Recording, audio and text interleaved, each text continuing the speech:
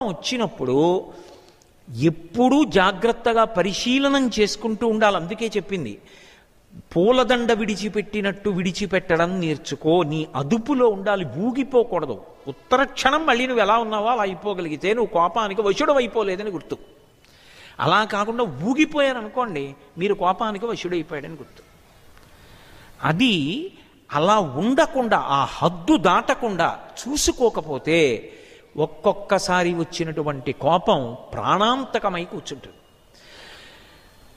ఆ కోపము ఎన్ని ఉద్ధాన పతనాలు తీసుకొచ్చేస్తుందో జీవితంలో, ఎన్ని కష్టాలకి గురైపోవలసి ఉంటుందో.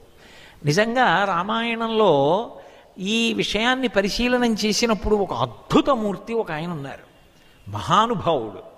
ఎవరి పేరు స్మరించినంత మాత్రం చేత పాపరాశి ధ్వంసం అయిపోతుందో, ఎవరి పేరు చెప్పినంత మాత్రం చేత రామచంద్రమూర్తి కూడా పరవశించిపోతాడో, ఎవరి పేరు చెప్పినంత మాత్రం చేత బుసలు కొడుతున్న నాగేంద్రంలా ఉన్నటువంటి లక్ష్మణస్వామి కూడా మారు మాట్లాడడో, ఏ మహానుభావుడు రామలక్ష్మణుల్ని తీర్చిదిద్దాడో, ఏ మహానుభావుడు శ్రీరాముడు అనేటటువంటి అద్భుత ధర్మమూర్తిని ప్రాణప్రతిష్ఠ చేసిన శిలామూర్తిని చేశాడో, ఏ రామచంద్రమూర్తిని ఆరాధ్య దైవంగా యుగాలు దాటిపోయినా నిలబడేటట్టుగా చెయ్యగలిగాడో, అటువంటి విశ్వామిత్రుడి జీవితాన్ని పరిశీలనం చేస్తే ఆయన జీవితంలో ఆయన కోపానికి గురైపోయి కోపం నుంచి తప్పుకోలేక నిగ్రహించుకోలేక ఎన్ని మాటలు జారిపోయాడు.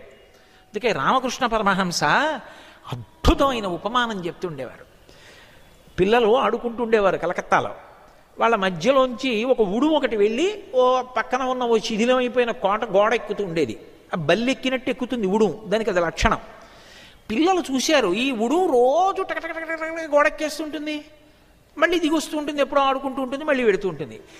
ఇది ఇంత తొందరగా గోడ ఎక్కకుండా చేయాలంటే ఏం చేయాలని ఆలోచించారు.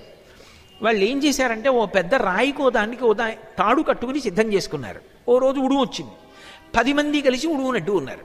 ఆ ఉడుము వాళ్ళ మధ్యలో ఉండిపోయింది. ఓ ఆకతాయి పిల్లాడు వెళ్ళి దాన్ని తోక్కి తాడు వేసి ఈ రాతిని కట్టేశాడు. ఈ రాయి కట్టేసిన తర్వాత ఉడుమును వదిలేశాడు. ఈ ఉడుము ఏం చేసిందంటే గోడ ఎక్కుదామని పైకి ఎక్కడం, ఎంత పైకి ఎక్కుతోందో తోకకి రాయి అంత బరువు, ఆ బరువుకి జారి కింద పడిపోతుండడం.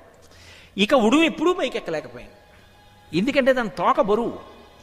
అసలు జీవితంలో వృద్ధిలోకి వద్దామనుకున్నవాడు చేయవలసిన మొదటి ప్రయత్నం ఎక్కడా అంటే తన కోపాన్ని తాను పరిశీలించుకోవడం. లేని నాడు ఉడుముతో కట్టిన రాయి వాడు ఎప్పుడూ గోడెక్కలేడు, ఎందుకంటే తన కోపానికి తాను జారిపోతూ ఉంటాడు. విశ్వామిత్ర మహర్షి యొక్క జీవితాన్ని పరిశీలనం చేస్తే అదొక పరమాద్భుతం అంతే.